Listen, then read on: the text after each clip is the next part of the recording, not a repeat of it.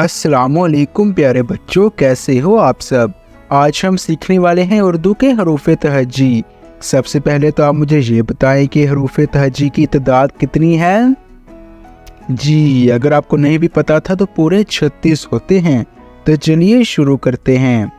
अलिफ, बे, पे, ते, टे, से, जी, चे, हे, खे, दाल, डाल, जाल, रे, अड़े, जे, से, सीन, शीन, स्वाद, ज़ौद, तोएं, ज़ोएं, आइन, गाइन, फे, कौफ, कौफ, गाफ, लाम, मीम, नून, वाओ, छोटी है, दो चश्मी है, हमज़ा, छोटी ये और बड़ी ये हैं हरूफ तहजी उर्दू के।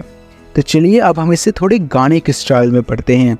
अलिफ, बे, पे, ते, टे, से, जी, चे, हे, खे, दाल, डाल, जाल, रे, अड़े, जे, से, सीन, शीन, स्वाद, ज़ौद, तोएं, ज़ोएं, आइन, गाइन, फे, कौफ, कौफ, गाफ, लाम, मीम, नून, वाओ, छोटी है, दो चश्मी है, हमज़ा, छोटी ये और बड़ी ये हैं हरूफ तहजी उर्दू के।